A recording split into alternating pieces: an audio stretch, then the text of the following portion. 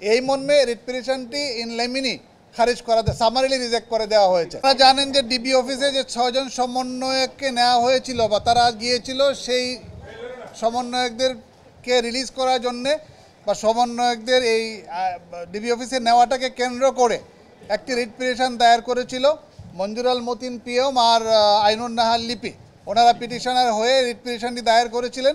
সেই রিট পিটিশনে আরেকটি জিনিস চ্যালেঞ্জ করেছিলেন তারা, লাইভ বুলেট, মানে যেগুলি পুলিশ গুলি করেছে সেরকম গুলি যেন পুলিশ করতে না পারে, লাইভ বুলেট না চালাতে পারে, সেই জন্য তারা রিট পিটিশন একটি ফাইল করেছিলেন। সেই রিট পিটিশনটি যথার্থভাবে ফাইল করা হয় নাই।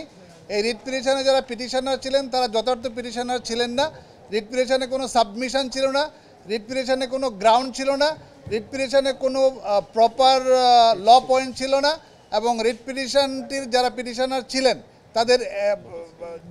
তাদের কোনো লোকাল স্ট্যান্ডই ছিল না। এই মর্মে রিট পিটিশনটি ইন লেমিনি খারিজ করা সামারিলি রিজেক্ট করে দেওয়া হয়েছে এবং নট ইনফর্ম বলে এবং যথার্থভাবে রিট পিটিশনটি দায়ের করা হয় নাই বলে খারিজ করে দেওয়া হয়েছে। এবং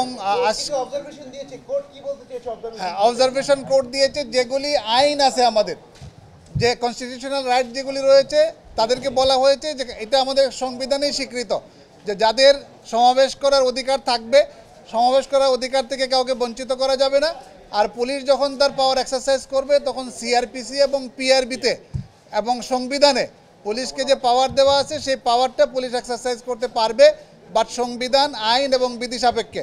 এবং আমাদের সাবমিশন ছিল যে পুলিশ যে কাজগুলি করে যাচ্ছে এখন পরিস্থিতি সাপেক্ষে আইন এবং প্রসিডিউর মান্য করেই পুলিশ তার পাওয়ার এক্সারসাইজ করে যাচ্ছে, এবং আদালত এই সংক্রান্ত একটি নির্দেশনা দিয়েছেন যে পুলিশ সব আইন কানুন মেনে তার পাওয়ার এক্সারসাইজ করতে পারবে, এই বলে রিট পিটিশনটি খারিজ করে দিয়েছে।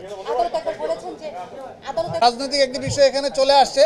আপনারা জানেন যে এই আন্দোলনটি ছিল শুধুমাত্র কোটার আন্দোলন। এই কোটার আন্দোলনটি থেকে এই আন্দোলনটি ছিল অরাজনৈতিক আন্দোলন তাদের ভাষ্য মতে, কিন্তু গতকালকে এই আন্দোলনটি পূর্ণাঙ্গ রাজনৈতিক রূপ লাভ করেছে। এই আন্দোলনটি এখন এক দফার আন্দোলনে যেহেতু রূপান্তরিত হয়েছে, এবং যে 2 জন রিট পিটিশনার তারা গতকালকে ফেসবুকে স্ট্যাটাস দিয়েছেন মাননীয় প্রধানমন্ত্রীকে বাংলা ছাড়ার জন্যে, এবং তারা এক দফার আন্দোলনে কালকে বক্তব্যও রেখেছেন, আপনাদের মিডিয়াতে এগুলো আসছে। তারা চান যে এক দফার আন্দোলনে মাননীয় প্রধানমন্ত্রীর পদত্যাগ এবং তত্ত্বাবধায়ক সরকার বা কি একটা জাতীয় সরকার গঠন করার জন্য তারা প্রস্তাব দিয়েছেন। এবং সেই জাতীয় সরকারে একজন পিটিশনার তিনি বক্তব্য রেখেছেন যে তারাই সরকার কীরকম হবে সেটা ফর্ম করে দিবেন। এবং সেখানে আমাদের এখানে যে একজন আইনজীবী রয়েছেন ব্যারিস্টার সারা হোসেন, উনিও কিন্তু তাদের যে প্রপোজাল রয়েছে আমরা ফেসবুকে যেরকম পেয়েছি, উনিও সেই উপদেষ্টাদের একজন থাকবেন সেই সরকারের। সুতরাং এই সব মিলিয়ে এই রিট পিটিশনটি politically motivated, not in clean hand এবং পারপাসলি ডান। একটি রাজনৈতিক উদ্দেশ্য চরিতার্থ করার জন্য, একটি রাজনৈতিক উদ্দেশ্য হাসিল করার জন্য, আদালতকে ব্যবহার করার জন্য এই রিট পিটিশনটি দায়ের করা হয়েছিল। সুতরাং রিট পিটিশনটি পলিটিক্যালি মোটিভেটেড হিসাবে খারিজ করে দেওয়া হয়েছে।